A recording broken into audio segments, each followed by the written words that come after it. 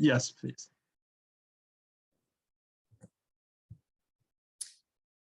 All right. Hi, guys. My name is SK. My Indian name is Shashi. Just sometimes it's hard for people to pronounce. We talked, last time we talked about this, a particular, a set of verses called as Drig Drishya. And the English translation for that is Seer and Seen. So seer being me, and I'm looking at the screen right now, that is the scene. That particular thing has been expanded in this set of verses where it lets you want to kind of realize how we all are one. And that is the goal of the particular Vedanta philosophy here. So let me share my screen. Host disabled participants. Oh, I cannot share this. Pin. Yeah, let me make you a host or co-host. I made me co-host. Go ahead, SK. You can share it now. Oh, I see. Okay. Yeah. Okay. Okay. So there we go. All right, so if I do a full screen, do you guys still see this like this? Hey, Pin, can you tell me if you can see this? Yeah, okay. Yeah, I see a slide. Mm-hmm. Oh, okay, great. All right. So you see the slide, and do you also see the video, the camera thing on the side, or no? Maybe not, right? So we do see participants on the right and the slides on the left. Okay, so, I can't quite see the chat box, but yeah, I'll switch between that and this if needed. Okay, so like I said, my name is Shashi Buttada. For any particular learning, these are the three edicts that Vedanta tries to talk about. Vedanta, just to let everybody know what Vedanta is. Oh wow, why is this? Oh, this thing, is there a way for me to kind of like not have this thing on at the top here? Oh, this is weird. Oh, something just changed. It was in full screen mode. And then yeah, it is just full screen, but I want to get rid of this top bar, the zoom bar. Is there not a way to get rid of that? That is so weird. Which bar? There's a zoom bar at the top. All right, click on the full screen. Click on the full screen, and then you start the slideshow. Click on the slideshow. You see the slideshow right next to share? I did the slideshow, but the problem is that there is a bar that is like hanging around all the way at the top. I just exit full screen for now. Yes, that's it. No, I did that, but that top I don't see. We don't see a bar. No, I know you don't see it, but it is like kind of. Yeah, I think I know what you're talking about. Yeah, I've had it's rather a nuisance. Yeah, Oh, okay. You can click and drag it somewhere, and really? sometimes I have to keep dragging it around. I don't know. Yeah, just drag it to the right, all the way to the right. That's it. No, it is like it's humongous. It's just crazy. Okay. Wow. All right. We'll just go through this. All right. So one is like, whenever you're reading Vedanta, first of all, Vedas. Vedas are the scriptures that were written thousands of years ago, which are the foundation of all the Hinduism religion. And Hinduism religion kind of went through a lot of evolution with regards to, how it was, focused on like 33 million deities, right? Gods and things like that. And then, how the philosophy of the Hinduism kind of evolved. There was Buddhism along the way, right? And then Vedanta came by. What Vedanta is it's sort of like the finality of all the teachings that were kind of made part of the whole Vedas. Vedas happen to be all very ritualistic, like, you got to do this, you wake up in the morning, you do this and do that, and then God will send you to heaven, those kind of things. But really there was a deeper meaning behind each of those practices. And that's what Vedanta tries to cover. Vedanta has about 108 or so so-called Upanishads. We covered one of the Upanishads last year, Katha Upanishad. And then there are these prakarans, they call them. These are introduction to Vedanta. So Drigadrisha is sort of like an introduction to Vedanta, but it still has quite a deeper meaning. So typically you read something, and then you should be able to kind of repeat it at least. Like, you might not understand it completely, but you should be able to repeat it, what was taught or what was talked about or what you read. And then you want to have an intellectual understanding, which means, you could have doubts and, questions, and you go deeper into it. And then you want to try to make it part of, how does it impact my life, right? So I think where we were last time, we kind of covered the initial section, and then we were going to the place where, there were some practices that they were going to talk about as to how can we internalize this particular observation. So, but because there's a lot of new audience here, I'm just going to kind of breeze through the first section just to bring everybody on the same page. But typically, these are the kind of questions on the left-hand side. We will see those questions along the way. Whoops. All right, so I'm not going to read through the scripture text here. This is the translation. You guys have the link. But idea here is that, we have the senses, our eyes are observing the objects out in the world. But our mind also can observe the eye observing something. But there is something else that can keep track of mental movements. And that is our awareness. That's what that initial thing it is trying to say. But, just to pick something here, all objects are perceived by the senses. The senses are in turn perceived by the mind, right? So you just kind of keep going deeper inside. The mind in turn is movement that unfolds in awareness, right? We all are aware. And our awareness is absolutely necessary to experience the object. Awareness is not perceived by any other structure, right? Awareness by itself is a sort of a single thing. That's it. Everything stops at that point. You don't need any other thing to know about awareness. Awareness is kind of self, luminescence, sort of. It is its own perceiving.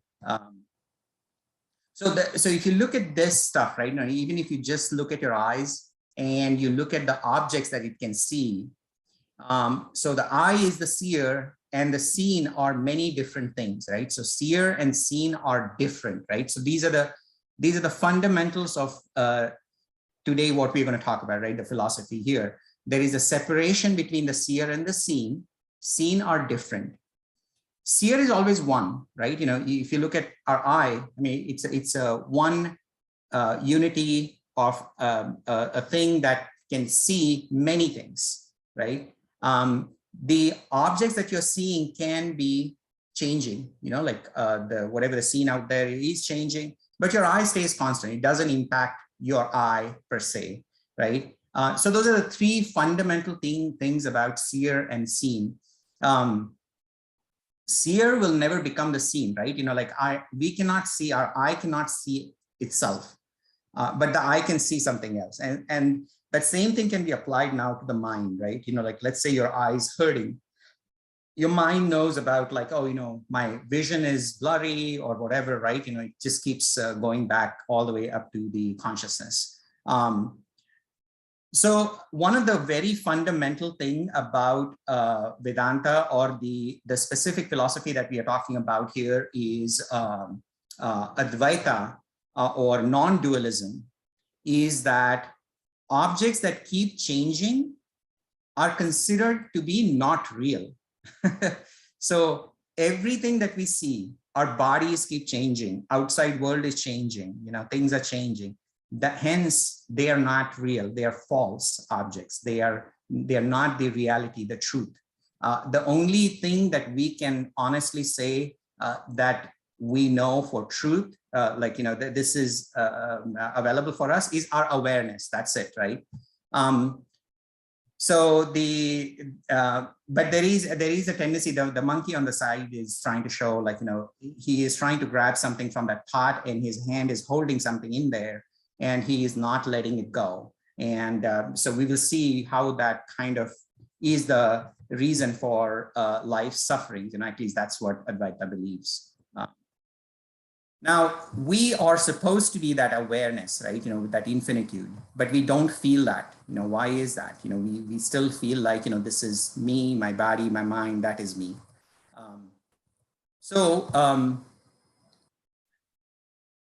One of the things that Vedanta Advaita believes is that Brahman, or consciousness, awareness, is all pervading. It's everywhere. Okay. And there are certain fundamental properties that it has, and so does the objects that we find in the world. One of the things is, let's focus on human being like me. So I have a mind, which you can consider like, okay, first of all, you have your body, which is your gross body, the physical, the tangible thing that you can see, the subtle body, which is your inner body, like things that you cannot, intangible type of things, but they are there. Your mind, your senses, and like your pleasures and pains and desires, all of that stuff, right? And ego and all of that. Now, ego here just does not mean the so-called bad ego, but just the I-ness, like the feeling that I am I. When such an object, the subtle body, such an object comes into this Brahman, or the consciousness or awareness that is all pervading, it has an ability to borrow some of that consciousness and kind of spread through our system. That's why we kind of feel conscious all the way up to the tips of our fingers. Our eyes can see, and that kind of gives us the sense of vitality for our body. And that's what the belief is. And then, so here, when we say, what is me, right? Here, the things that I have highlighted here, right? We know that, my mind is important, like, all my feelings are important, my desires are important.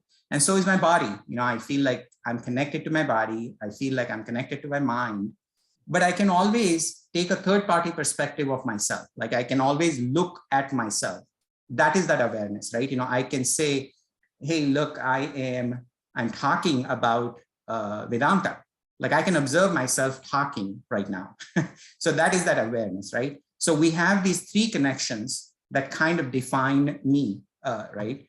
So what are those three connections, right? Who is me? So this me has sort of like our I, the smaller I, has this connection to senses or the body, mind, and the awareness, right? Now, how do you define this? Actually, just to complete this analogy here. So here there is a light, right? So sun is spreading the light all through the universe. And then when this mirror captures that light, mirror has the ability to reflect, right? So you can see another sun within, or there's a light that comes out from it and it can shine light into darker spots, right? So that is what our soul, or the, sorry, not soul, but the subtle body is. These three identifications, right? We identify with our body, and that the identification of the body with the body has to do with our sense of duty, or karma, right? Is what it is called in Sanskrit. And we are associated with our body all the way up to when you're born, and all the way up to you die, and then your body is gone, right? But your subtle body, as per Vedanta, kind of stays around. But again, as we are living, there is this connection to body. There's also connection to ego, or, ego is kind of like, all of our senses, which kind of gives me a sense of control, right? And that is what we call as the reflected consciousness, or the borrowed consciousness, or reflected awareness.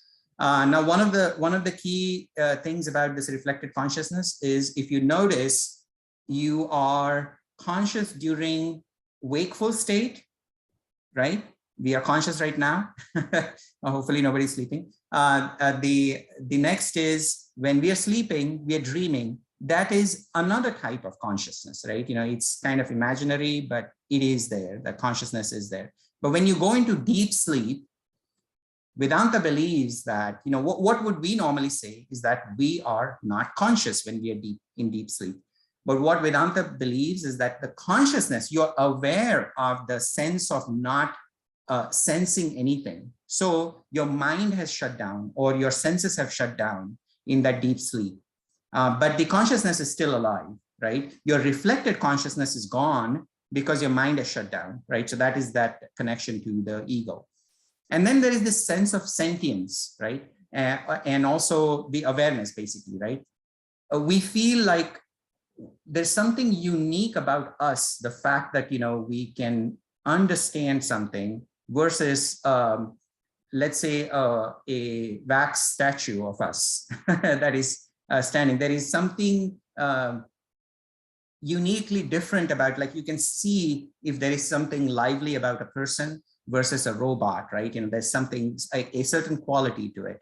And we kind of think that, boy, we radiate that sentience. There's something within me that is sentient. And that is, we think that there is a direct connection, and I kind of control that. And that is where I think Vedanta is trying to say that that connection is kind of like false. And we will talk about that. Now, all of these identification to the body, ego, and the sentient, the connection, right? We need to understand really who am I, not the lower I. So I am not I, right? But witness of I, that's the key message. And I will not be free, the lowercase I will never be free. But I will be free from I, this sense of limitedness, limited I, that's what we are trying to say. So why can I see me? Like this question we should ask, right? Why can we take this third party view? Like, how can I watch myself being angry or being happy or, being desiring something or whatever, right? You can always step back and watch yourself, right? That is a very unique quality of a sentient being like us. Why does that happen? It is primarily because of the consciousness. That's what Vedanta believes. And I think we would also believe that. And science is yet to define what that is, right? That is the hard problem of science today, which is, what is this consciousness? And they're trying to develop AI and all of that stuff, right? But, they can only get to the physical aspect of the so-called what a sentient being does. But the sentience itself, I don't think they have been able to kind of get to the bottom of. One other thing about consciousness is it's unchanging. You remember that seer and seen thing? So because consciousness is at the most fundamental level, watching everything, it is always unchanging. Now, you can contradict that saying, hey, listen, I'm sometimes conscious, sometimes I'm not that conscious. And sometimes I'm kind of feeling dull and I'm kind of feeling lazy and all of that stuff, right? That is your mind changing the reflected consciousness. The analogy here is that mirror, right? And that mirror, it might be dusty, it might be very super clean, when you feel really aware, or it might be, broken like that, right? And many times we tend to really associate with the image that we see in that mirror. And we think, the mind is trying to show you, oh, it's dusty, or it is not that good, and you're not feeling that good. So you kind of really closely associate with how the mind feels. And what Vedanta is trying to say is you're not that image. You are somebody who is standing on the other side of the mirror, watching inside. The mirror might be broken, but don't worry, your face is not broken. But we don't know that, right? So consciousness watches, illumines the changes, right? So it's as if, when the sun, the light is always there out there in the space, and we can see any object, which, all these objects do not have any built-in light, yet we see that because the light kind of reflects off of it. In the same way, we, being a conscious being, we can actually illumine the changes outside, and we can sense them. And one of the things that they say about this, our awareness, or the so-called uppercase self, is it has been living eternally. for eons. It doesn't die. It has been there forever. There is no rising or setting. It's kind of like the sun. Even though we see the sun rise and sunset, our consciousness doesn't, we feel like, when we sleep, the consciousness goes away, and then when we wake up, the consciousness comes back, except that's not the case, right? Consciousness is always there. It is our mental states that change. So what is that change, right? We go from deep sleep to dream state, or vice versa, right? Wakeful state, dream state, keeps repeating. And then you're wakeful and you're sleeping and all of that stuff, right? The certain qualities about these different three states, and these three states are kind of very fundamental to Vedanta, right? So a lot of the philosophy is based around observing myself through these three states. So ego is asleep, is what they say. In the deep sleep, our mind is not there, our subtle body is not there. In the dream state, what is happening is whatever you have seen in the wakeful state, mind remembers that, there are impressions of that, and it is projecting you, a new world is being projected in your dream state, right? And you're observing that. And guess what? In your mind, literally all the characters that you see are you. So you are playing your mom's role or your brother's role or sister's role or friend or whatever, right? All these nightmares that you're seeing, it is all your mental projection of yourself. Now, so what they have done is, it's kind of like fractals, I don't know if people know about fractals. So there is this little thing you kind of multiply, and you extrapolate that to this larger scale of things, saying that, okay, now this, because we see this here, it must be so in this other state, which is what the wakeful state that they talk about. Here, what they're saying is consciousness is projecting itself, and that's what we see as the world. And we'll see more about that. But that is a fundamental thing that Vedanta is trying to make clear to us. So this is one day, right? The blue is one day, and that days go on, right? And you have your life and your birth and your death, right? And there are many such lives and deaths, is what Hinduism believes. The goal for us in this life is to get enlightenment, because you don't want to go through this cycle of life and death. That's the whole idea. Life and death, basically, life causes us a lot of pain, even though there is a pleasure, but the pleasure is short-living. But in enlightenment, you're going to feel that eternal existence, awareness, bliss, right? That's the point of that. You want to get to that state.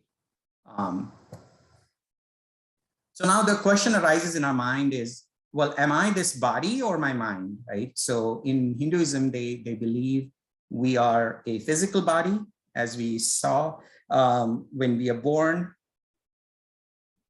Subtle body comes into physical body, and then when we die, the subtle body leaves the physical body until it gets another physical body. So that's the belief. Nobody knows, but that's what they think is happening. So subtle body has three I'm using vital here, but there's vitality part of it, but vital elements in it. Subtle body is our vitality that we feel in our senses. Our arms are moving, our legs are moving, and when we itch, whatever, it's like that. There's the senses, the vitality, the life force. And then we have the mind, right? We can remember things, and we can judge people. We have desires and all that stuff. We like something, we dislike something. And then we have intellect, right? So we can make some intelligent conversation, discussions about things. And that all of that is subtle body, right? Now, so that is yet another body that we have. But really, there is another body that we have, which is the true reality. That's the consciousness, right? So those are the three bodies that we are supposed to have. And we are that true reality. That's what they think, that like the physical body and the subtle body will keep changing, and that is not us. But why do I feel more than, no, actually, yeah, we covered that, right? So my body or mind. But then we also, like every so often, we do feel like there's something more to us than body and mind. So one of the examples that they give is the pot and sunshine, and how the pot of water reflects the sun. So the way to think about this is, I'm neither the pot nor the water, the body or the mind. So what is waking, sleeping like? There's sunrise and sunset, but sun is stationary, right? So that's that consciousness. And what is life and death? It's just the water changing parts. And what is spirituality? Spirituality is little sun searching for the real sun, rather than saying, look, I'm shining and I'm the brightest one and all of that stuff, which is what is an example of us in this world, right? Instead, we want to kind of get over us and try to look for what defines us and what defines this other person and everybody, right? That's the whole point of transcendence. So why does mind take over me? So the answer for this in Vedanta is this notion of Maya. Maya, the other word for Maya is also ignorance. One of the things that they believe is that we talked about Brahman, right? So Brahman is all pervading. It is everywhere. And there is an innate power of Maya that it has. And one of the things that, a couple of things it does is, it will project consciousness and basically bring items or like our mind and body, and gives it the consciousness. And then now suddenly the whole world is sort of projected in front of us. But then there is also this thing about Maya is that it has this veiling property, where the mind forgets its real face. You remember, again, go back to that mirror. You are watching in the mirror and there is a reflection in there. So mind tends to just forget what that real face is. And then it thinks it is the owner, sorry, not owner, but the knower. And then from there starts the experiencing of pain. You are now trying to get rid of the pain, and this starts the so-called life cycle. And then we are doing all kinds of things, rushing towards pleasure, running away from pain, and that is that samsara, right? And it can lead to many lives for us, according to Hinduism. As we do good karmas and bad karmas and all of that, right, it leads to our subtle bodies going through multiple lifetimes. So the ultimate goal of life, as we are studying Vedanta, is how to avoid this pain and pleasure, become free of I, know the I, recognize the consciousness, realize that that's what you are. And why do we do that? We will see why we do that, and know what's behind each experience, right? So every object that we are seeing, every food that we are eating, there is a certain kind of an experience of satisfaction and the bliss that you get out of it, right? So, but there is something that is experiencing that. So we saw how me and my mind is formed here, sort of, and then what is this universe outside, right? So again, going back to the pot example, the pot will say, oh, look, I'm generating the light. And who are these other pots, right? Suddenly, like, it thinks that because the light is coming out of me, but boy, there's lights coming out of all those other things too. I thought it was just me. So that is the sense of me and the others, right? And that is where the universe comes about. The Brahman itself, the all-pervading consciousness itself, has these qualities, right? There is a notion of existence, means, like, if you're looking at your phone or your laptop or whatever, right? It exists. And if you look at yourself, not only do you exist, but you also have consciousness, right? So there is this feeling of sentience. And there is also bliss. So we will talk about that, but those are the three qualities of Brahman. So gross matter, or tangible things that you see out in the world, they tend to borrow this property of existence from Brahman. That's how they come to being. Subtle matter, which is our mind, it tends to borrow not only existence, but also consciousness. And that reflection of consciousness within these subtle matters it's called a chidabhas, it's basically reflection. And that's where it starts thinking that it is the knower. Mind's reflected consciousness, it becomes the knower. I think, therefore I am. And then suddenly that I takes over. So there is now the reflected consciousness within us. So mind thinks it illumines the senses. It is illuminating me, my ability to understand Vedanta, or my ability to talk to you, your ability to understand what I'm saying. So it thinks that it is the owner of that. It is controlling the body. And then body becomes alive. And so now that is, despite the fact that you borrowed that from Brahman, but you think that you are that individual, separate being. And then we see the world. You're looking at the Zoom call, you're looking at the world, your windows, or house, or whatever, and that is separate from you. So suddenly, universe is born. In fact, Vedanta says, this is how God is born. So most religions, you have God out there. God is unreachable.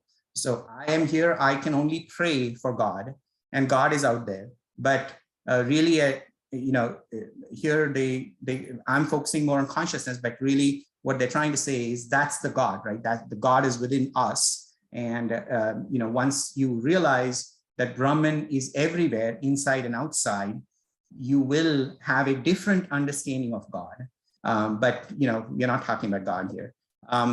But this separation of seer and seen, notice that the myself, I'm going to wither and die, and so is the universe. So everything, when you separate it out like this, there is a sense of almost like they're not real, according to Vedanta. They're false. So this obscuration causes universe and the samsara, the cycle of life, and we forget about consciousness. We think that consciousness is just happening within us, and this reflected awareness becomes the reality, and then we take upon ourselves to deal with so many life's sufferings, but we deal with them mostly out of fear or anger. Like we are running away from something, or we are running towards something.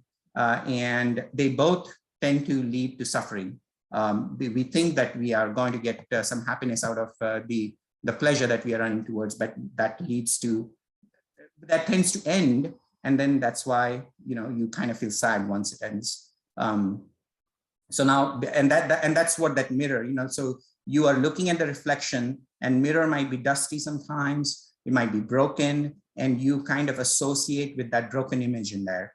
And you sometimes feel super happy, blissful, and sometimes you feel very sad, right? So you take it upon yourself, and that's the fundamental for our state that we are in. So how to not let mind take over? So one of the things that they say is we should try to discern between who is the real knower. And that is the Vivek, right? So this book is called as this very tiny book, Drig Drishya Vivek. Drig means seer, Drishya means seen, Vivek is discernment between mind as the knower or awareness as the true knower, right? So we want to understand that difference. Every experience is experienced in our consciousness, like my consciousness. So again, all this Vedanta is not about all of us, right? It's about me looking at myself and studying myself and understanding me, and then kind of relating to the world. So then, a question comes to mind is like, hey, you're listening to me, you're going to ask me questions. Aren't you sentient as well? Well, you are sentient, but I don't really understand your sentience the way you understand your sentience, right? So we cannot experience each other's awareness. We can only know for sure our own awareness. This is where sometimes, you could have, you make that phone call sometimes, there is this person, you think there's like a real person on the other side, but it's actually a machine, but they have started becoming quite smarter on that, and it can trick you. So you don't quite know, are you speaking to a machine or are you speaking to a real person there? So that's effectively what this is trying to say, right? So we are only aware, we are truly aware, like, there's no doubt in our mind that I am aware, you are aware in your mind, right? Or you know it for sure. And that is what this thing where we are talking about all pervading Brahman or awareness, and that is the only truth.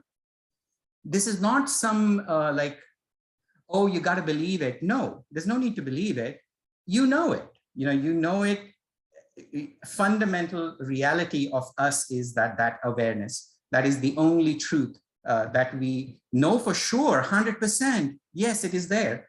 All these other things, they might not be true. So how to not let mind take over, right? The solution for that is focus on the isness of things, existence of things, right? The rest is mind created split between me and them. So we will talk about that. I think this is where where we ended last time. So every experience has 5 characteristics. Okay. So this again is quite fundamental, and I would like you to pay attention. So when we look at something, there's always a form to it, not only an object, but also a thought. Like, let's say we are thinking about Paris or Eiffel Tower. Suddenly there's a form, there's a certain shape that comes to our mind, and then there's a name associated with it, right? This is outside our mind, and we'll notice, we'll notice the gross aspect, so these are the grosser aspects of that particular thing that we are thinking about, or the experience.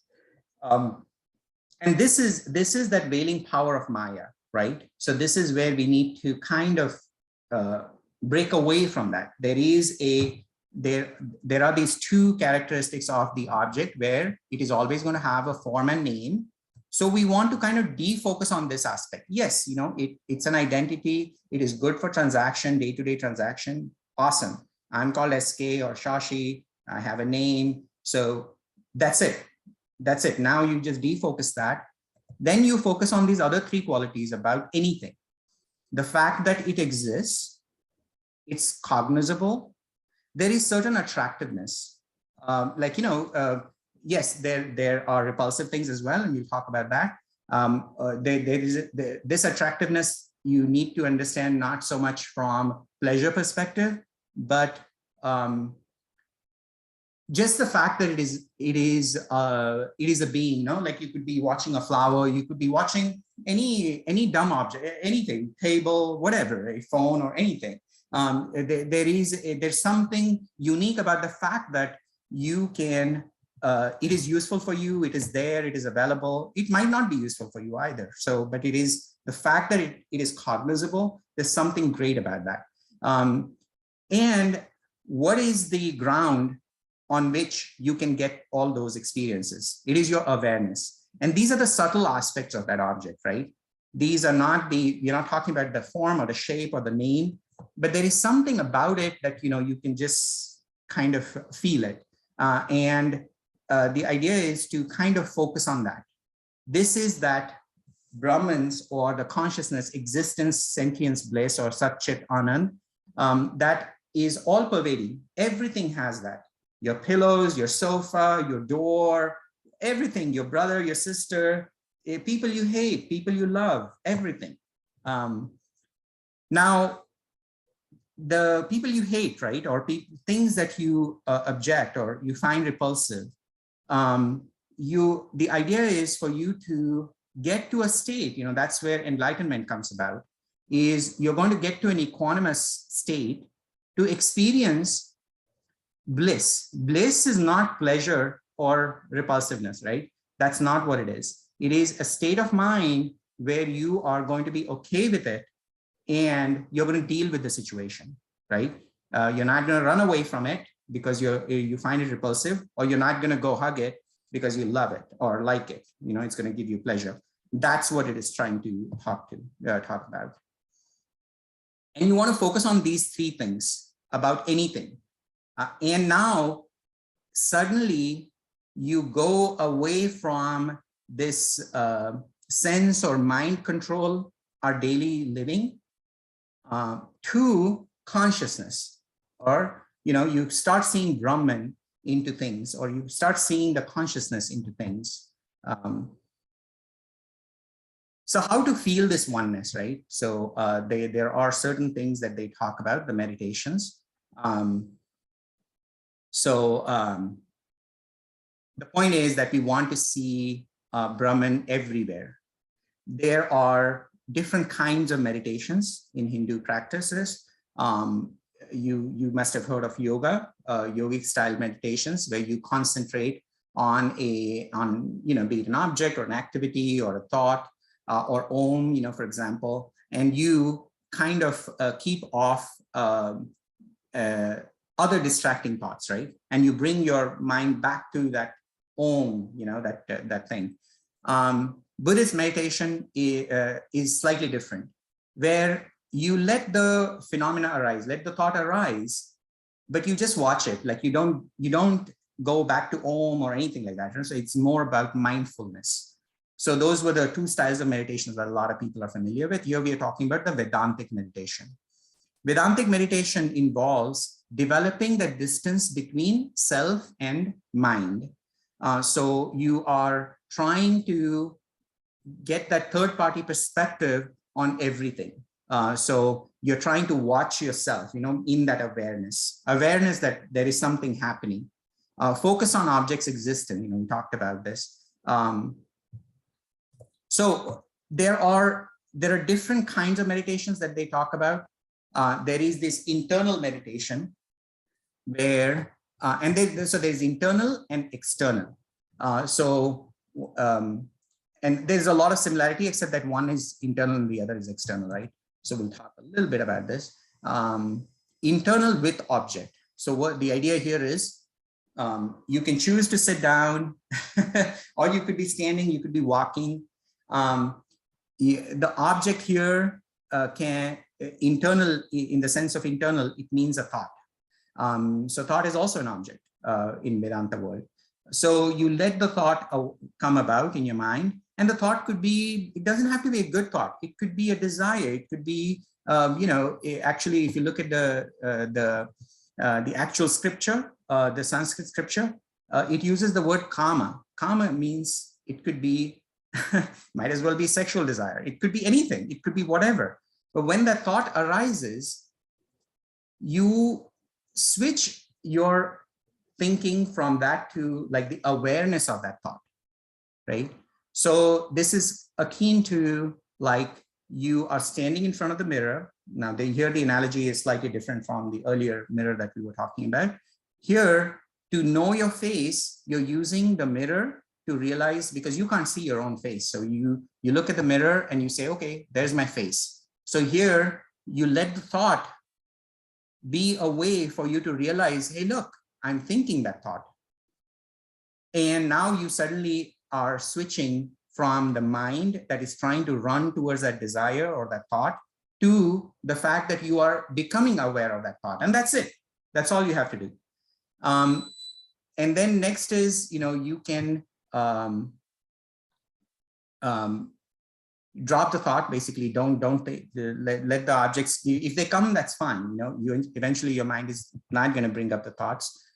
This is where you want to kind of repeat a certain Upanishad sayings, like the thou art that, or tattvas, sorry, thou art that. We have talked about that.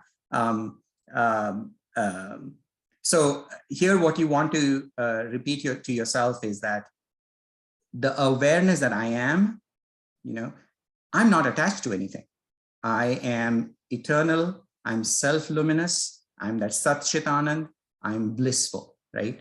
And it's just kind of like preparing yourself to always, here you are proactively trying to put those thoughts in you, like, hey, look, this is what I am.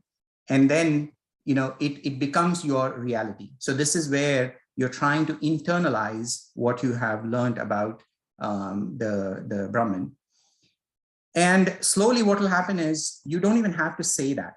And that is the third step, which is called as nirvikalpa. Kalpa means like, how are you going to go about it? Savikalpa means you are using some support and, you're going to do that. Nirvikalpa means you're going to do it without any support. So it's kind of like, that pole vaulter, he's using the pole to get across, but then once he goes on the top, he's going to let the pole drop away, and then he's just going to jump over, right? And that's what we are trying to do here. And now, this is internal, but when you see an object or anything out there, you do the same thing, immediately go to the existence of that thing, and focus on, again, pure existence, know that it is yourself, your awareness that is letting that thing make itself known to you. So eventually you will get into a state where you are absorbed into this kind of stuff. It could feel like forgetfulness, but really what you're trying to do is you're trying to get away from this thing where we are focused on the name and the form of objects, which, if you think about it, that is the fundamental reason for so many turmoils that are happening right now in the world, right? So if we were to get away from that, there might be some peace on this planet, or even, just forget about the planet, just in our day-to-day life. So that's the meditation piece, right? There's a lot more to it, but that's what I have on this slide. So I think now we can switch gears to kind of reading through this if you want, but this is where we kind of left off. If you guys have any questions or any points that you want to make.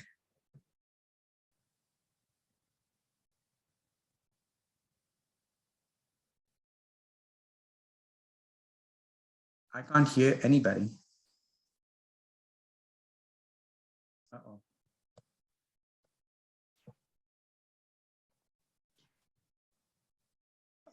SK, I have a quick question. Mm-hmm. So the thing that is true is we cannot know another person's consciousness. Right. But how much do we know our own consciousness? You can find that out by yourself, right? You are aware right now, and you are aware, hence you are able to construct that question. The thing that you might be pointing to is we are driven by the so-called reflected consciousness within our mind, which tends to want to run towards pleasure or pain, or run away from suffering.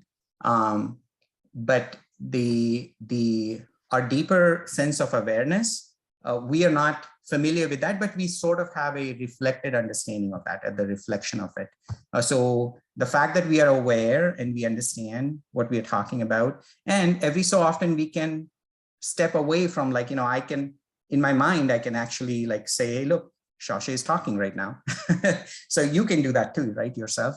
So we are, and that particular fact is the only fact that is super true for you, right? Or for me, for all of us. And that's what it is trying to say.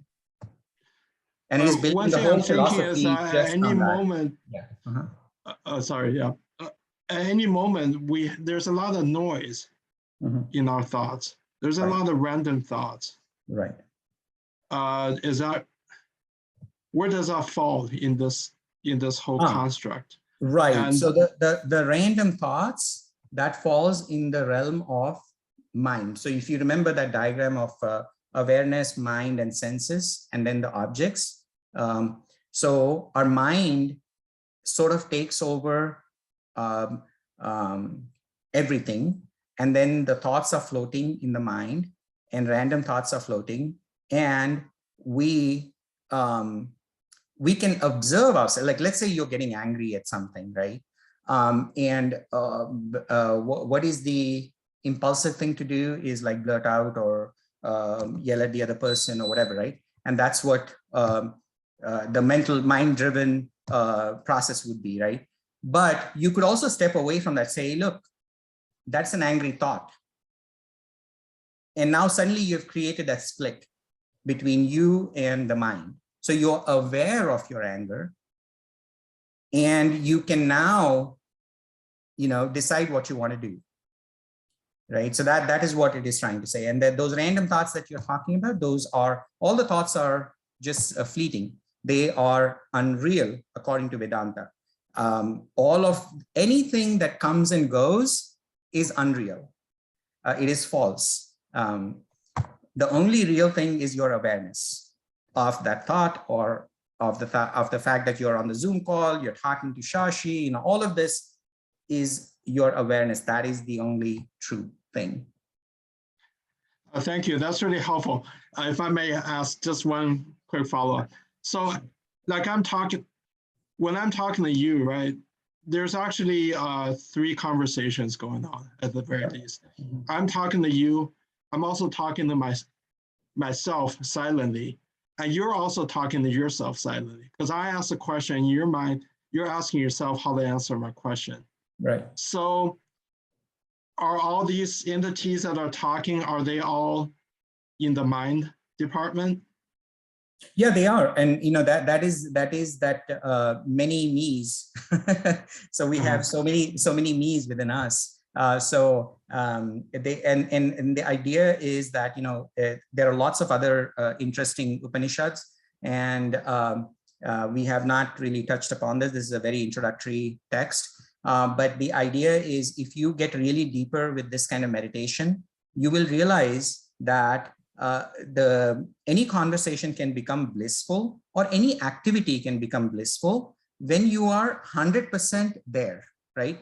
So when you said there are 3 conversations going on, you will realize the most high quality time you would have ever experienced in your life is when you totally, whoever it is, maybe your lover, maybe your friend, or maybe whoever, your son, daughter, and you are just there and letting them do the activity, right? And you have shut down your mind, and you're just aware of the bliss that you're feeling. And that is the whole idea of this exercise, is initially you just kind of proactively train your mind, but then you drop that training and let yourself be in that blissful state. So these 3 different conversations that you're talking about, eventually you want to get to a place where there is one conversation where you're actively listening. And, everybody is trying to achieve that. Buddha's meditation, mindfulness is about that. A lot of these religious practice, spiritual practices tend to want to do that, right? Yeah. Thank you very much. Really helpful. I see a lot of hands up. Okay. I think seems like Madeline is on the top of the list, and then Karen. Sure. Yeah, Madeline or Karen, do you want to go? You're muted. Yeah, I think they all seem to be muted. Yeah. Oh, did we somehow mute all? Let me see if I can.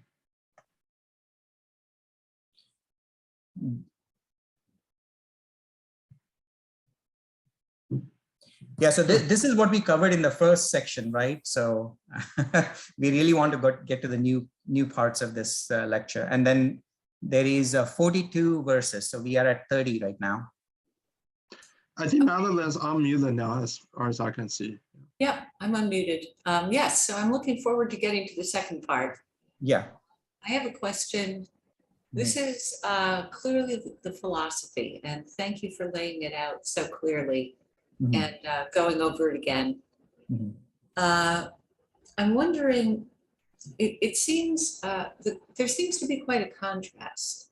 This seems very austere in a way compared to what I know of Hinduism as it's actually practiced, which is celebrations, festivals, color, everything about the senses. There are narratives, there's incense. Do most practicing Hindus have read this and are practicing these things within the more external forms of Hinduism? Yeah, so yes, so there is celebration of life, there is festivals and all of that. But all of those festivals really, like if you go back to the fantasy stories in Puranas and mythologies and all of that stuff, there is a deeper level of understanding for that. So when Hinduism started out, so there were two classes, right? There were four classes, but really, if you think about it, there were two classes. One who understood the scriptures, how to read it, and then there were the masses, right? There were the kings who didn't quite read the scriptures, but they would follow, they had more power. And then there were the other common people who basically couldn't read and they didn't have much power. So, so they were given these rituals and rites. The idea was that, okay, you follow this and you will go to heaven, right? So there was that promise. There was also like, hey, don't be afraid of death. You're going to come back. And, if you have some trouble in life, maybe it's your past karma. Or if you had some good thing happening to you, oh, you must have done some good deed in the past. Or it's God's grace, So the idea with all of these other things was to get you to a state where you're not afraid of death, and you are kind of a productive human being, where there is a way to look at it where, you could say, oh, it's sort of like enforced labor, if you think about it, where, this person shall always do this. But there is a quality to it where, you do the work because, you have some productive sense of productivity at the end of the day, but really that's not your life. You want to come back, you understand that your life is about spirituality. And that if you think about all of our rituals, all of our festivals, there is an element of God. Now, what has happened is people have stopped at that. And what Buddha did was, Buddha said, this is wrong. So he kind of got out of it and he said, I got to do something else. And he came out with his own Buddhism, which is based on Hinduism, but he kind of ran away from this whole rituals and festivals and all of that stuff. Now it is a different issue that, even in Buddhism, there is all these rituals and things like that, but that's a separate thing. But anyway, so there was this. And then after that, what happened was Shankaracharya, who created Vedanta, not created, sorry, he's the one who kind of flourished it. So he basically said, okay, Buddha, you've gone, you've done this. And, it kind of caused a bit of a chaos in the country, if you think about it. So people were running away from temple. And common man really did not have a sense of like belonging or a root or whatever, right? At least the prayers, daily prayers were good. To understand Buddhism, you really needed somebody to be an intellectual, and not everybody was or is. So what Shankaracharya does is he basically takes all these Puranas and he says, look, all these things that you have been doing and what Buddha has done, there is more to this philosophy. So this is what you really like when you pray to that sun god, or you pray, do this, you do this, there's something behind it. When it is said in a practice that if you pray, your desire will be fulfilled, the real way of understanding that is not that the desire will be fulfilled. You will pray to an extent where you realize that your desire is useless. So your desires fall off its own accord. So that's a new understanding. And there's another book that I want to cover here at some point in our series, where Shankaracharya basically takes all these yogas that are so popular out there, and how people are using that or abusing that primarily for body purposes or extending your life or getting all. So those are all side effects, right? There is a fundamental purpose that is completely lost, and it has been lost for decades, centuries, or ages, or thousands of years, right? So anyway, so that, yeah, you're right. I mean, many people do not know about this, but there is so much in this philosophy that it can help a lot of things. So yeah. All right, next, Karen. Hi, yeah, hopefully you can hear me. Yeah.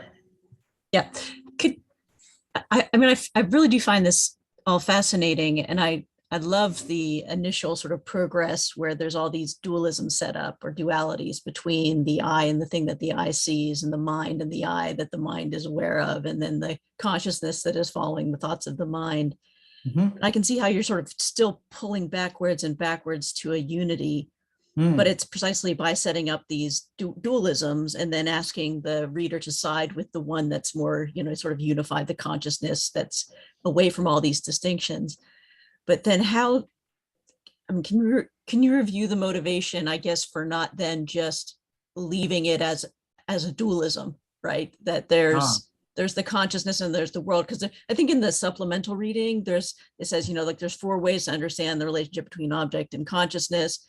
There's object is primarily basically all there is, and consciousness comes out of it. There's all this consciousness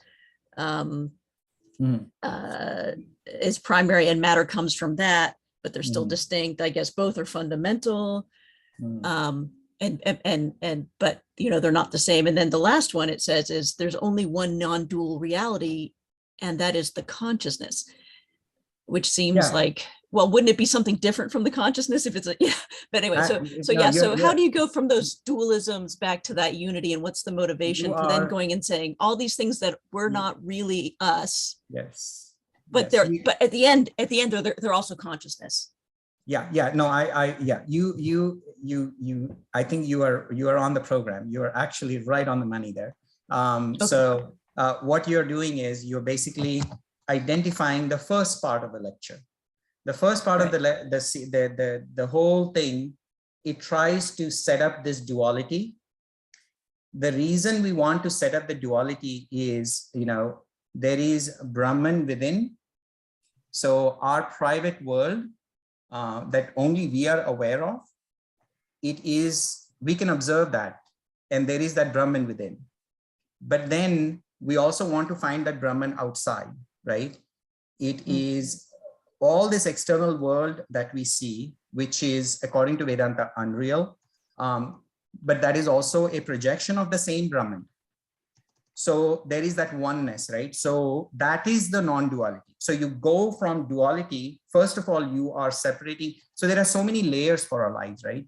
There are these external objects, there are these tangible hands and eyes, and, and then our mind, all these are blockers for us.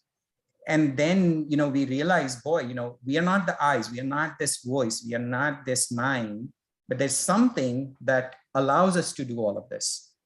That is a really, really important understanding.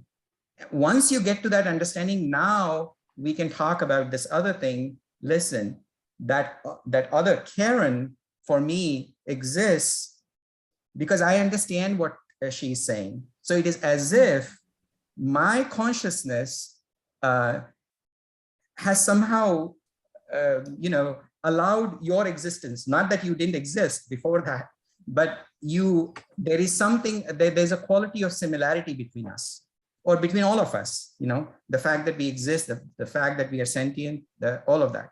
So there is where that non-dualism comes about. Okay. Yeah. So Daniel.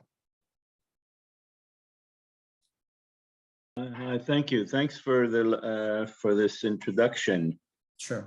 I think I have some very basic questions, and I don't know how to approach it. Maybe to contrast it with other religions and how they approach it, or Western thinking, because I get a sense that in this outlook, it's almost like looking inward always and trying to become one with your total consciousness, and you always dig deeper and deeper inside yourself until there's no change in the ultimate consciousness. In other religions, or let's say in Western culture, the object is to look outward and not look inward. So let's say, half of psychotherapy in North America is people are so involved in themselves, and they get deeper and deeper depressed and looking inward, and it's not a good trip. Rather look outward. And they, so a lot of religions say, look outward, help other people.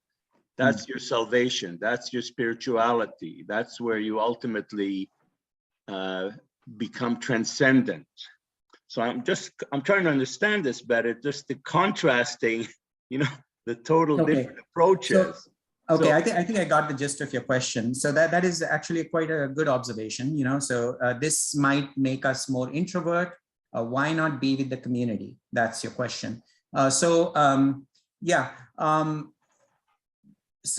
here, there is no reason for you to not be in the community and do this practice. But the idea here is, if anything, you are now relating with the community with more of a oneness, So you realize the God within them, you realize the God within you, and you have potentially more respectful conversations and more fun conversations with people, more productive and more satisfying, versus if you have that sense of I and the other, there is always hey, look, I have this, but I do not have this. So there is a hole that you can identify just because you're looking at the other person and, oh, look, there is that, that I don't have. So there is this sense of a want and a desire, and which leads to all kinds of other problems, which is like you might start doing something to achieve that, or you might feel jealous about the other person. So there is all these subtle things that might happen to your behavior with that other person. So here what Vedanta is trying to do is, it is trying to create the terroir, if you will, like when you're growing the grapes for the wine.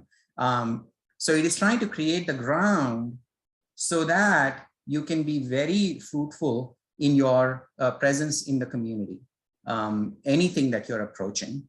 It is not saying that you got to be just by yourself. No, in fact, when I'm here with you, that question that Tin was asking, hey, look, it feels like there's 3 people talking. Now that can be really simplified where, one of the teachings here in this Vedanta is, how can I be an active listener?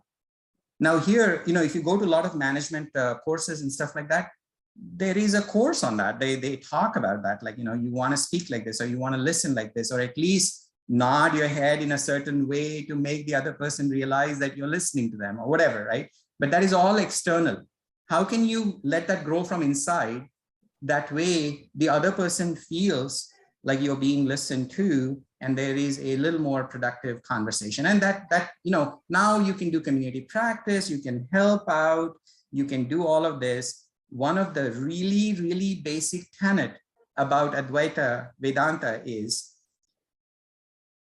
don't get too involved or too, like there is something going on the planet, like far away from you. And you could be ruminating about it. You're sitting in your living room, worried about it. So be protective of your mental peace. And can you address that issue? Yes. If you can, go do it. But don't spoil your peace, mental peace, your blissful state, right? So do you want to worry about Ukraine? Don't worry about it. If you can do something about it, do it. But sitting in your room and, like getting angry at the TV or watching the show, or, like all of that. If you want to protest and go outside and that gives you satisfaction, go out there with a sense of like, okay, you want to achieve something rather than destroy something, right? I mean, there could be 2 different ways of how you would feel satisfied about taking an action about something bad that might be going on. Anyway, so that's a long-winded answer. But I think you get the sense of it. Fred? I appreciate your observations about the practical application in the community. Mm-hmm. And my question is related to that. It struck me in one of your slides earlier, I think it's verses 16 to 18, something like that. You had a line item where the goal is to avoid maybe a little earlier. It doesn't matter. The goal is to avoid pain / pleasure. Somewhere there. Yeah. What is the goal? How to avoid pain / pleasure. And that struck me because a lot of people would claim that their goal is to avoid pain and maximize pleasure. And I think that's profound and has a lot to teach us, regardless of a religious affiliation. Has a lot to teach us about the illusory nature of that. And what comes to mind immediately in terms of practical application is drug addiction, because drug addiction effectively is the intent of radically downregulating dopamine receptors so that your pleasure centers in your brain are wide open all the time, on the premise that that's just a wonderful feeling and that promotes happiness.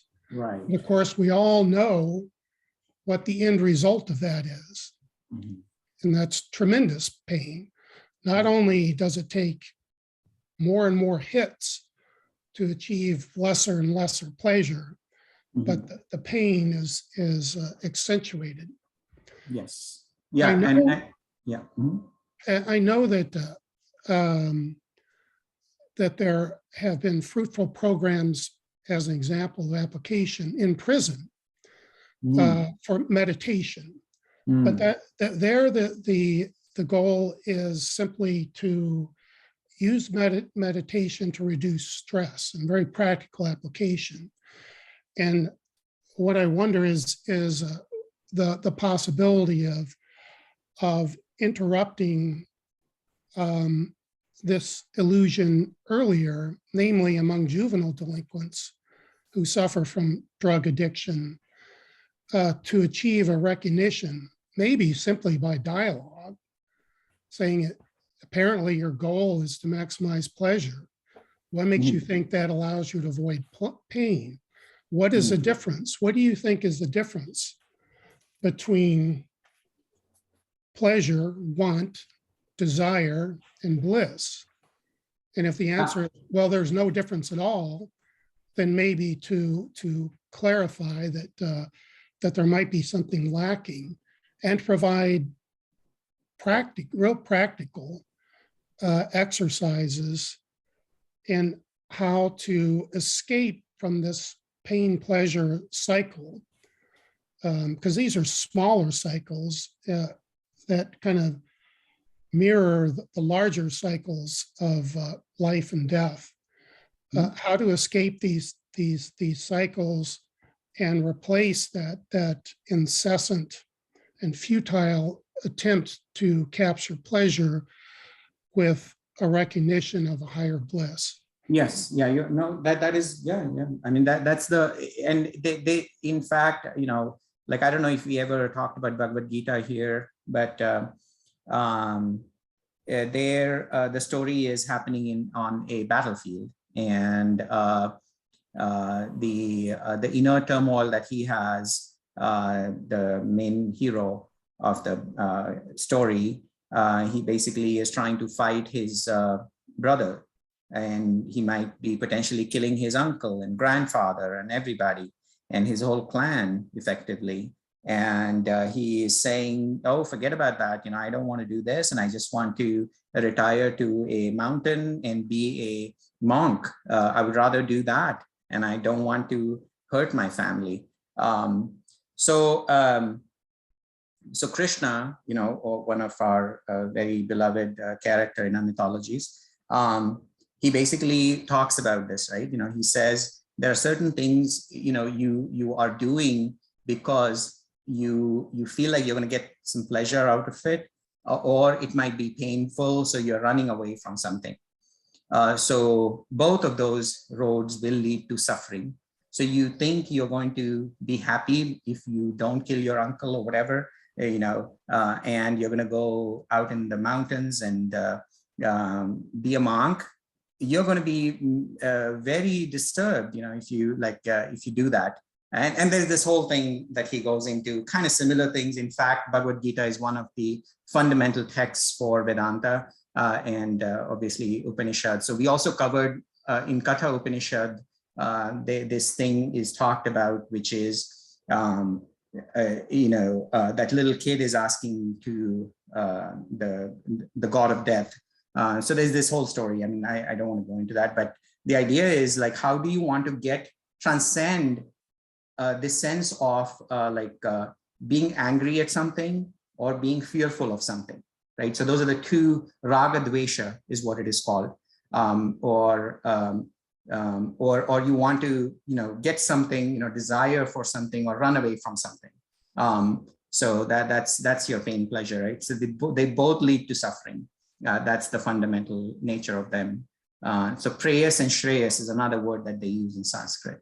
But yeah, I mean, this can be, in fact, I think this should be taught at a very younger age in some form to let people realize how we can get past forms and names and, these futile attempts at pleasure, right? What is the reality? There is that YouTube video about these kids who are given the marshmallows, and they are told to if you take one, that's okay, but if you wait for so many minutes or whatever, procrastinate and all of that stuff, and you will get another one. And then you watch how they're dealing with that. It's a social experiment that was done, and then they watched the people who kind of held themselves back from that instant pleasure of eating the marshmallow, and then they observed them like 20 years later, and most of the kids who kind of did not take the marshmallow in the first go, they were successful people, quite successful later on in their lives, right? So that says a lot. Anyways, so next, who do we have? Saket. Oh, no, sorry, nobody, right? Oh, yeah, Saket, yes. Yeah. Go ahead. Okay, Shashi. So I have been a Advaita student for quite some time. Awesome. And whatever you have presented, I don't agree with a lot of things. Oh. Because yes, because you listen, Shankaracharya, when it comes to Shankaracharya, he comes into the picture in the field of non-duality way after, before him. Gaudapad was the one who actually gave commentaries on Mandukya Upanishad, which is the most authentic and I think the only authentic text on non-duality. And if you read Gaudapad commentary on Mandukya Upanishad, he is clearly mentioning what non-duality is all about. And I do not agree with that individual consciousness. As per Gaudapad, there is no such thing as individual consciousness. He has spotlighted the understanding of non-existent self, non-existent entity, and the non-existent world. And this is what non-duality is, to understand what we experience inside us and outside us is illusion.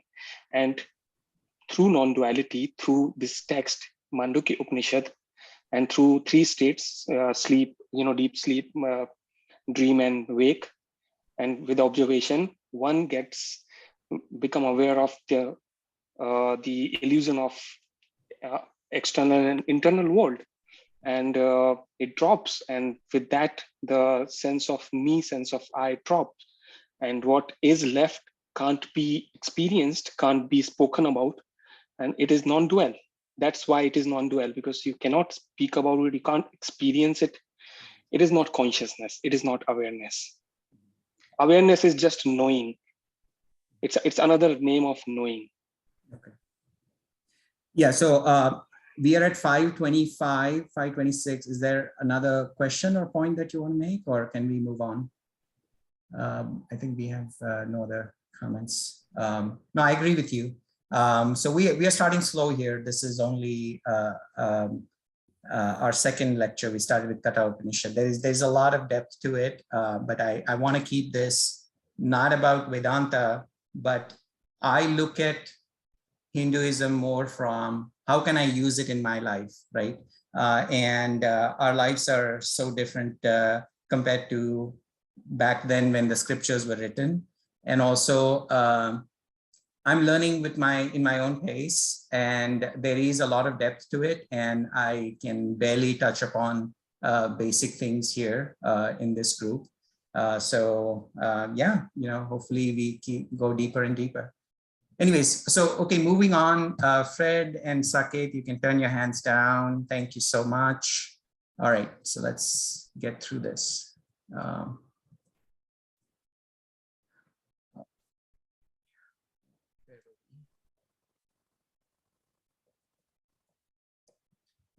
So let's what's this? Show. All right, so we finished the meditation piece, and so I'll just read this time because last time we were reading, somebody was reading. All external and internal objects are changing: world, body, senses, and mind. All changing objects appear and disappear in unchanging awareness, right? When the understanding of essential nature as unchanging awareness arises, identification with changing objects ceases, right? I mean, that's the goal. Through meditative inquiry, like we talked about earlier, all objects are realized to be expressions of, and therefore not separate from, unchanging awareness, where I took the example of Karen and me, and we're having a conversation, but there is something that connects us, and we want to see that connection everywhere, right? Even with a phone, with a laptop, with a dog, with human beings, everything.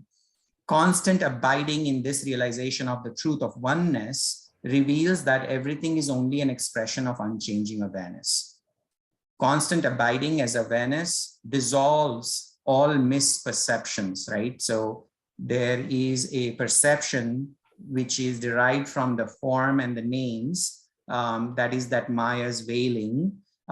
So we want to practice, those meditation practices that allows us to kind of get to a state where we're almost forgetful, not forgetful in the sense that, we have some disease or something, but more like, you don't focus on the name and form. Then the heart opens, all doubts are resolved, right? Suffering ceases, and there is liberation from the notion of being a separate self. So majority of our pain comes from this notion of, me being separate from others. And we kind of covered that in our earlier one, right? Katha Upanishad. So what are the benefits of oneness, right? One may come to discernment. How can you get there, right? There is listening to lectures or reading about it or meditation that we talked about. But all of this has to be internalized, right? And, you got to keep practicing that. It doesn't have to be where you're sitting in a room and with a candle or a god or whatever. This you can do anywhere. Like when we are talking with each other, try to not make it into 3 conversations, try to make it into 1 conversation. Or be there 100%, when you're talking to your husband, your wife, or brother, sister, whoever, right? And going out into an object, nature, all of that stuff where you are, those 3 meditative practices that we talked about, you can use it anywhere. That's the point. And you do this again and again, you are just going to be that way, right? 10,000 hours that Malcolm Gladwell kind of talks about. Body mind will continue to function. Once you get there, all of this community practices that you want to do and be with the community, it will be a little more fun experience. If you get to this oneness, every and any action will now be meditation. As I said, Brahman will shine forth in every aspect of the action. Once you're aware of the true reality, there's no more delusion of a separate self. So what does this enlightenment people talk about looks like? It is not going to make you like suddenly 50 years younger or whatever, right? So everything is just going to be the same, but you're going to be so-called Jivan Mukta, is what they call freedom while in this life. This is the true freedom, not the freedoms that we talk about, freedom of speech and freedom of all of that is necessary from your transactional world point of view. But from your inner being point of view, there is a certain freedom that you are trying to get to. And we will talk about that, like who is trying to get free. Knots of mind are rent, all doubts are dropped, this massive load of karma, no more rebirth, all of that goes away. While other people suffer through pain, enlightened ones know that the body is in pain and they transcend the suffering, right? So this is the thing that can happen. On death, no more new lives to suffer, one remains in as Brahman. So let me not read through this, but I think you guys have that thing, so you can look at that. So I'm just going to cover the slides part of it. Which me is wanting to be free? So we notice that there are so many me's, right? So there is the body, there is the mind, there's the dream me, there is the awareness me, right? Who is this guy who is trying to be free? So there's this empirical being, this is like right now, I'm me, there's Madeline, there's Karen, there's Jason, right? So we all are individual beings, we are transacting with each other. So there is no, we do feel separate and all of that, right? So we are aware, our awareness comes from this so-called reflected consciousness. And then we also notice that our mind, or at least Vedanta has taught you that mind shuts down when we are in deep sleep. So there's mind in wakeful state, and then there is the deep sleep state. These are like 180 degrees apart, right? So where mind is on and mind is off. But both these states are being observed by the witness, right? So now some might question saying, hey, if we are really Brahman, who is in bondage, right? Who is struggling for liberation? What is this individual being, Jiva, that they talk about? So this is that person that is this is that me that is trying to be free. And then there is the appearance version of it, right? And this version, we all know 100% that this is appearance, because it happens in the dream. And once we wake up, it goes away. So we know for sure that this is appearance. So dream me, the mind is again kind of projecting yourself in different forms. So this is your second me, effectively, right? But the whole Vedanta practice is that, hey, look, you can look at the dream me and say, boy, that was an appearance, and that was a scary dream, or that was a fun dream and it's gone, and boy, that was fake, right? What they are trying to teach us is this empirical me, or this me right now, I'm talking, you guys are listening. You want to come to a state where you can see that this is also fake. So don't get too attached to this reality. And so there is this absolute reality. This is that aware me, or the witness me, who can observe when my mind is aware, or when my mind is shut down, or when my mind is reflecting, or projecting some dream. Now, which I is the one with the Brahman consciousness, right? So that thou art. That is this one, right? The absolute one. And Jiva is this middle guy. So that he is the one who is trying to be free. So why is me so body-minded, right? And the answer, we already talked about it. There's this Maya is the answer. And the Maya, really, what it is it's the ignorance. And we talked about how the mind kind of takes the reflection to be the reality. And it forgets that it is the reflection of the awareness, and it refuses to see at the source of the awareness. Now, how can we look for Maya? It's kind of like trying to say, can we look for darkness? You're going to use a light to look for darkness, but then the darkness is going to be gone, isn't it, when you bring the light there? So it is sort of a futile attempt. So you just have to kind of go through this process of meditation and learning and all of that stuff, and then kind of discern in your mind that, hey, really, mind is not it. Your consciousness is, your awareness is the main thing. So a lot of these defects that can show up, you kind of take that to be your reality. So you kind of become the main, like, oh, I'm going to control my life. You take upon all the pains and pleasures and everything, and your samsara or the karmic cycle starts. And this is your limited me, right? Yeah, so this illusion can end upon realization. So the dreams feel real because you have noticed this, right? So dream me, again, your memories are there, and a lot of it just feels very, very real. So it's because it is going off of your mind and your reflected consciousness, and your reflected consciousness is the boss at that point, right? And one of the thought process, or this is where the fractals type of thing, this is my take of it, right? And I can only present my take of it. So there might be other understandings, and you're welcome to look at this as an abstract art, and obviously take your own, philosophize on it, and understand it for yourself.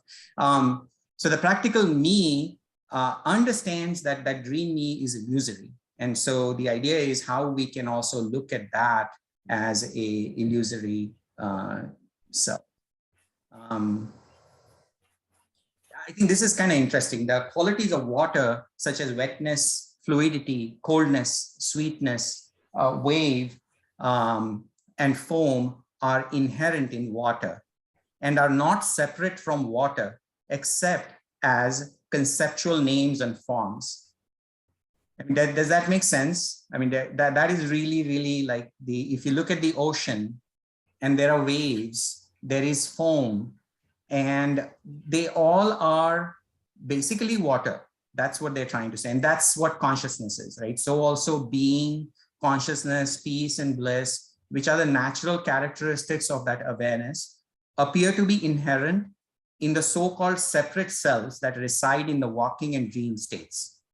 From the relative standpoint, wetness, foam, waves, fluidity, coldness, and sweetness appear as separate qualities, right? You can say there's the foam, there's wave, and they can. It's as if we all are the waves, and we are just walking around as if we are independent things, right, of water.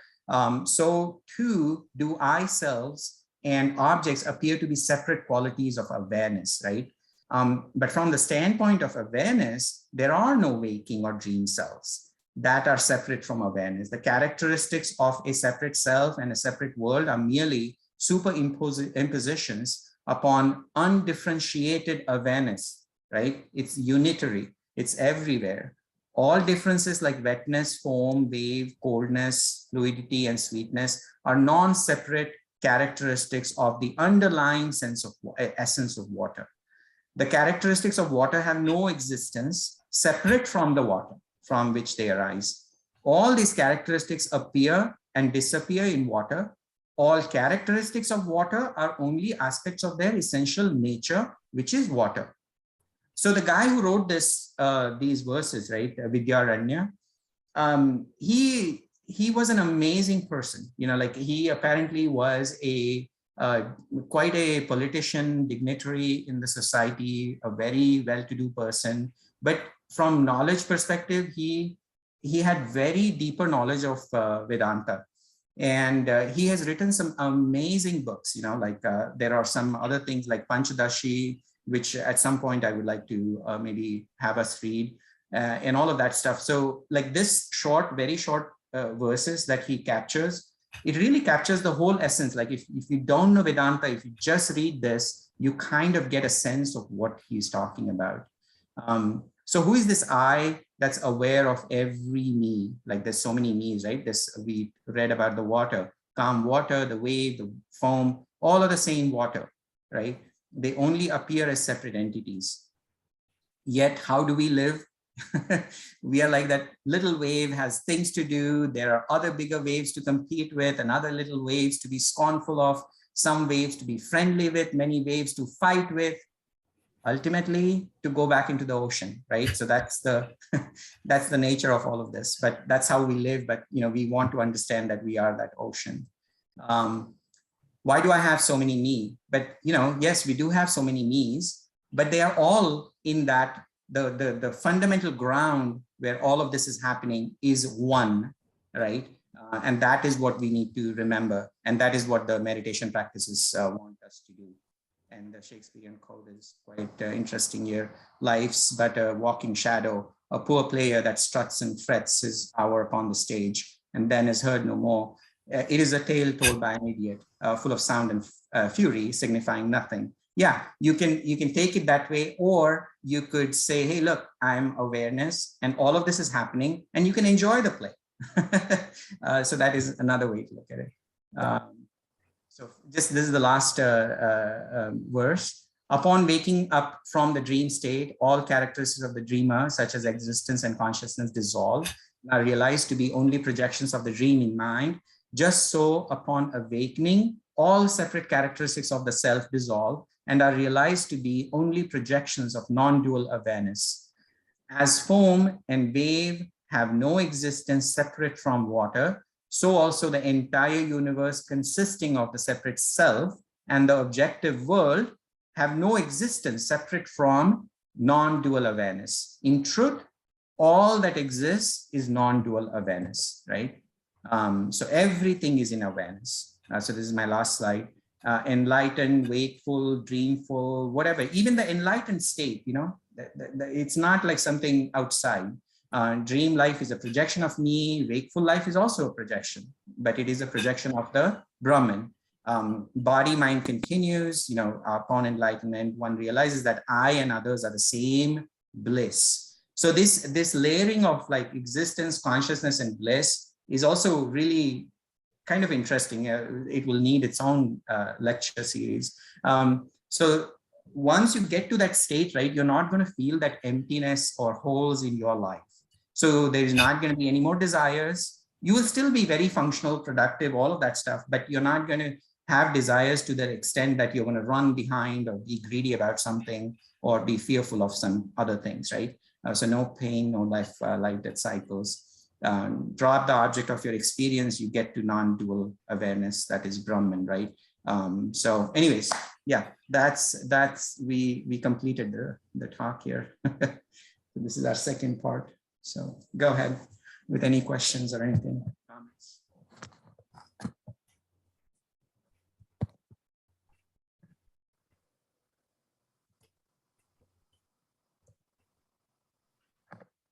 Yeah, Howard. All right, yeah. So the videos are stopped at the moment, are they? Our videos? Sorry? You can't see me. My video is stopped at the moment for some reason. Your video is stopped. Okay, no problem. Yeah. Did you have a comment? Yeah. I think it's, look, the whole analysis is really very, very good and very useful. And I mean, everyone is familiar with the concepts that we're dealing with. Mm-hmm. If you're human, you're aware of almost all of it or all of it. And the actual linking of the different components is very, well, it rings true. Probably for me, 80% of the time, but there's 20% probably that doesn't. So one of them is when you say that once you are aware of the oneness, you can transcend all these problems.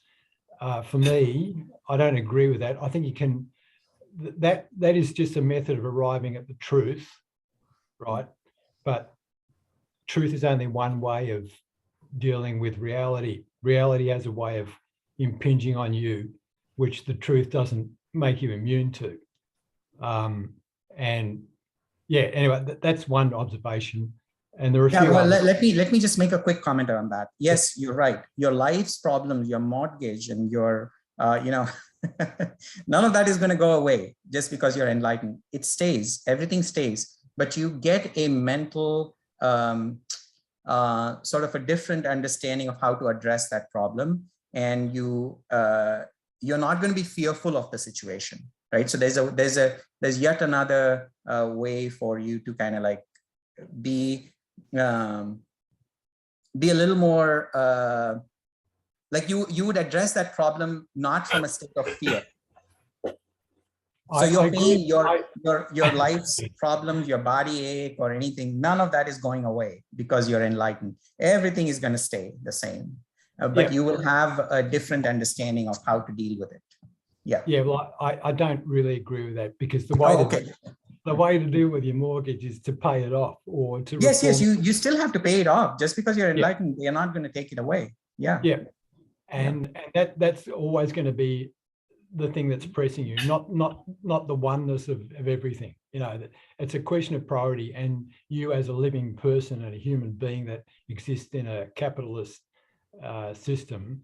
Yeah, so that is where you can exist in the capitalistic system, but you can also address your growth. Like you want to make more money, you can address that from the point of this oneness. This does not prevent you from making a lot of money. That's not it. This is very, very much in alignment with capitalism. Totally. But it does kind of bring you closer to an understanding of the fact that everyone else is in the same situation as you, and to try to be more aware. But it's limited. That's what I'm saying. Just a couple of other left of field observations.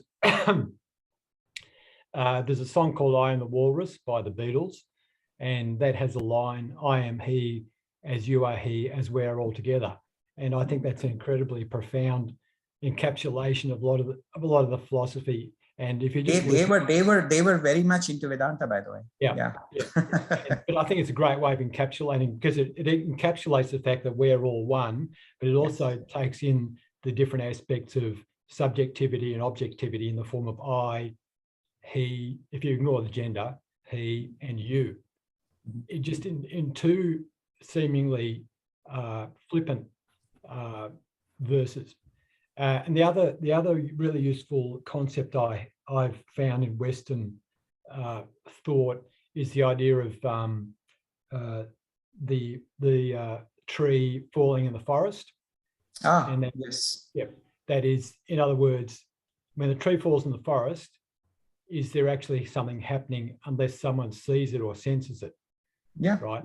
And so that actually allows people to understand the fact that we as humans are actually creating. We are actually creators, and that is kind of similar to the idea of Brahman, God within us. So we are the God in the absolute eternal sense, and that God is the thing that is in the human form is creating the notion of a tree.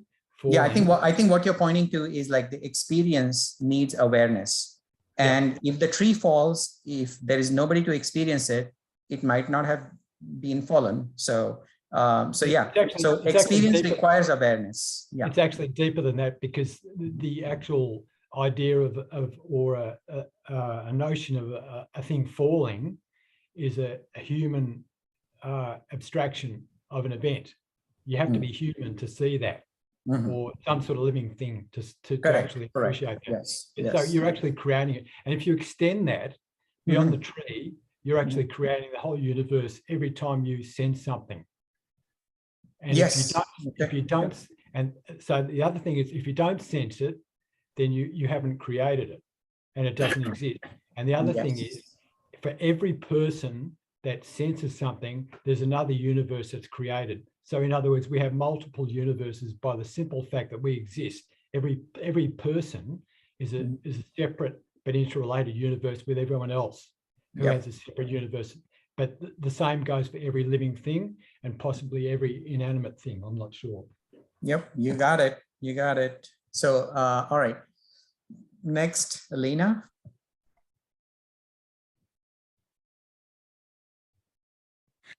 Yes, good evening. Hi.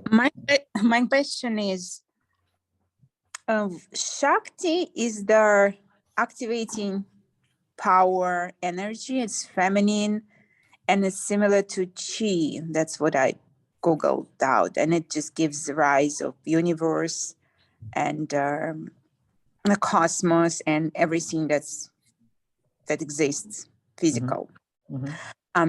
And there is also, so I'm just making sense of everything. There is Prakriti, which is nature, also in matter. So when are they together, or they're one, or they're different? And then, okay. Yeah, what's their function separately? And another thing is, it looks like the Shiva is masculine energy and it's destruction. So if you could just bring it together, I would appreciate it. Thank you. Well, okay, I'm going to try. My understanding is that, yes. So first of all, the creation of universe is happening in this I and others type of a dealing, right?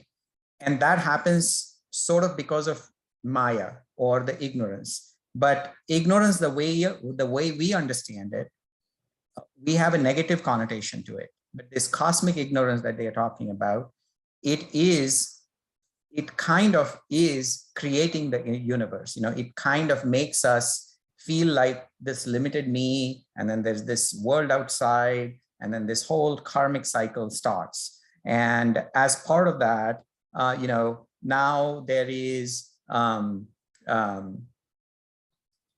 they say that, if you really, really want to talk about the gods, I mean, Vedanta really doesn't talk much about Shiva or Brahma or Vishnu and all of that. Those were in Vedas, the pre-texts, the books that came before Vedanta. But Brahma, Vishnu, Mahesh, right? Or Shiva is Mahesh, right? So Brahma was given the task of creating the universe. So he creates the universe. So Vishnu is that relaxed, blissful being. If you ever see his picture, he is kind of like enjoying, relaxing on this bed, which is a kind of made out of this a serpent called as Sheshanaga. So he's covering him and he's just relaxing. And out of his tummy comes this lotus, and Brahma is sitting out there. And Brahma creates the universe, but and obviously, he takes help from Shakti and all of that stuff. And then Shiva is basically signifying, in my opinion, again, I'm totally off track maybe here. I don't understand the deity part of the significance of Hinduism. I gravitated towards Hinduism really because of Vedanta. But here, the Shiva, it is signifying how important it is. The destruction is so important. And we see that all the time. We are afraid of it. But the universe, according to Hinduism, it has been going on for eons. It's not like 4,000-year-old history or anything like that, like a lot of other religions believe. This has been, the universe is created, dies, created, dies, again and again, these cycles happen. And they say that it is God playing hide and seek. And, so it comes out of Brahman, and there is this I in the God formation that starts happening. And then, all these things happen again and again. And then eventually everything gets destroyed, and then it comes back up again. So this so-called thing that, the Maya that, we come to give it a negative connotation, it is really the Shakti. That is the one that creates universe. Now, this universe creation is something that, I think Howard was also trying to point to that, which is really, if you think about it, it is, I have a universe, because of my consciousness. I'm aware of certain things. You are aware of certain things. And now you Googled about Shakti and Shiva and all of that. Now they are part of your universe. They used to be part of my universe. Not that I know much about it. But anyways, that's, again, long-winded answer. All right, Marina. Oh yeah, thank you. No, I just wanted to thank you for this presentation. I really enjoyed it. Thank you so much. And I'm very interested in practical side and comparing different religions and how it's interpreted through psychology. But since you mentioned quite a few experiments in other books, just a question about your background. How did you get interested in this? Well, I grew up Hindu. But my mom was ultra religious. Some of the practices that she had would be considered as super racist and all of that stuff in India. And my father was totally opposite to that, and he put us in a convent school. So I learned about Christianity growing young, and I immediately I had a different understanding of Jesus Christ, obviously, when I was growing up, and I didn't quite understand why Hinduism had so many rigid practices and Christianity had so many messages of love and all of that stuff, right? So I didn't have a source of we didn't have in Christianity there is churches, and you go to sermons and people talk about things and all of that.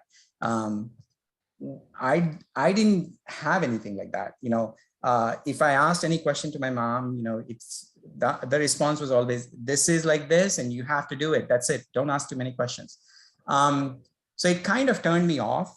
And then, I was also exploring, like you were exploring, a lot of other things as to trying to understand Buddhism and all of that. And then when life happened, I came here. Now I have quite a radically different understanding of Christianity. So because the Jesus Christ that I know is not the Jesus Christ that I see here in America.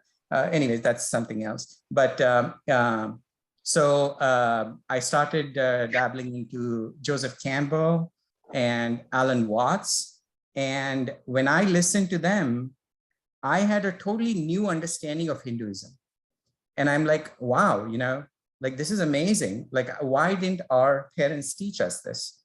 And then I started dabbling into let me understand Vedanta a little bit more. And it is just fascinating. It's just very interesting. That's that. Okay, thank you. Yeah, thanks. Hugh.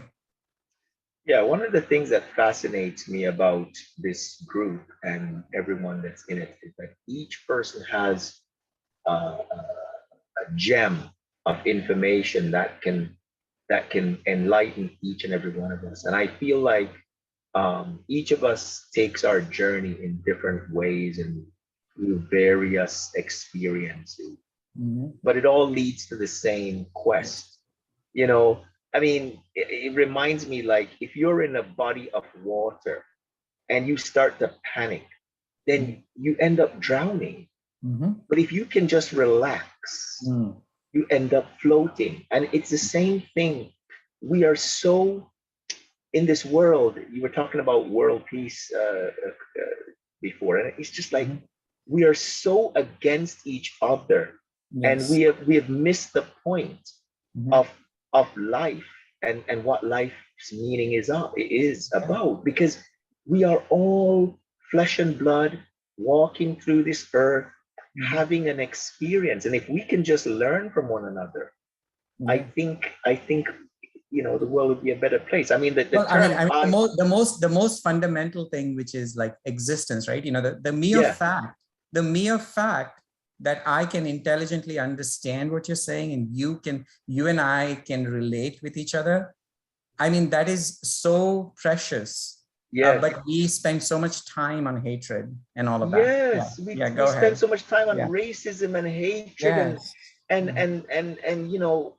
it's so unproductive, and it fosters so much stress in our lives, and I feel like the awareness, you know, the Brahman, you know, the Shakti. It's in everything. It's in Christianity. It's in Hinduism. It's in Buddhism. It's in, you know, all the other religions that we're aware of. And so it's time for us to realize, I feel like groups like this, we may see this as a simple group, but this group to me is what I feel the future should be, is people coming together.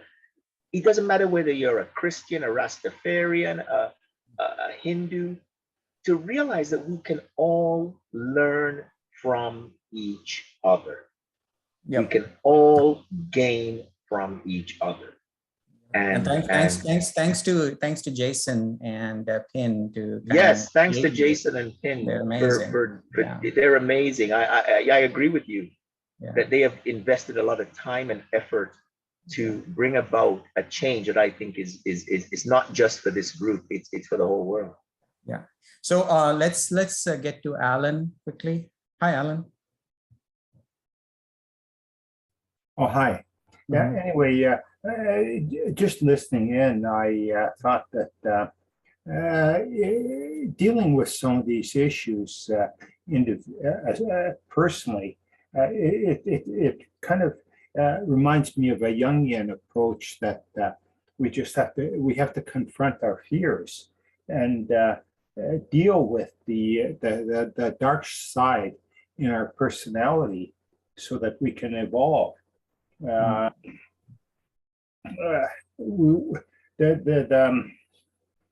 events that we witness,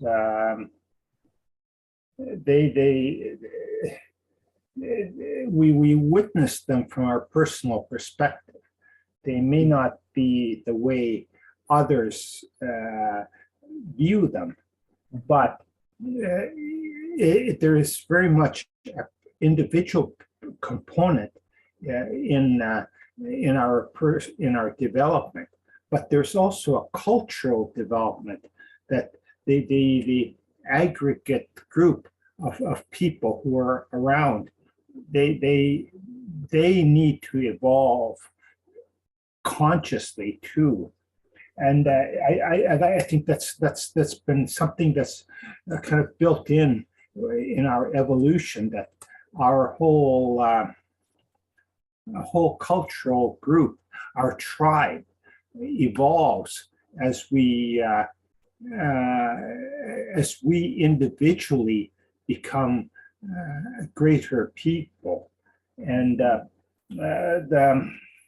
as you mentioned before, and another concept, I'll move on to the lack of understanding that we have gives us this great opportunity to fulfill our own gap in the knowledge of that understanding, so that we can become greater people in the process. But it from an individual perspective, it is very important to understand the I within each one of us. But and understand that we all are the same. You know, our ground, we are on the same ground of the similar, not similar, but exactly the same awareness. So we appreciate that in each other.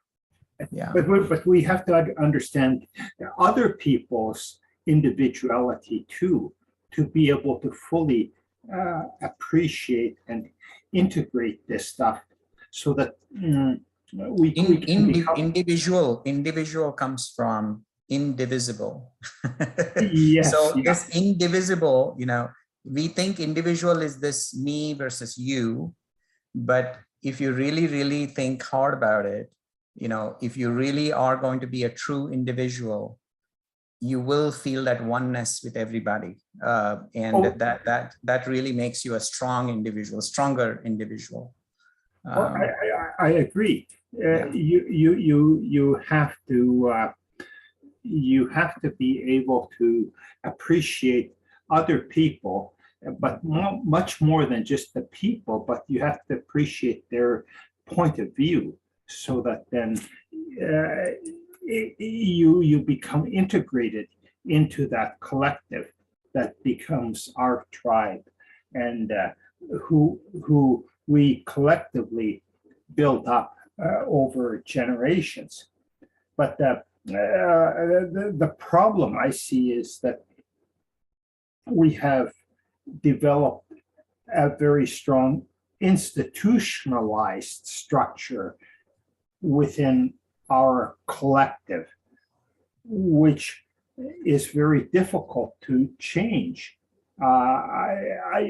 Because we have very strong people, or people who have contributed very strong thinking into the collective, and even it's very, very important that we work together to keep absolutely to keep the collective working, but we also have to be able to make that contribution and feel that we are contributing, and feel that we are all a part of this one collective.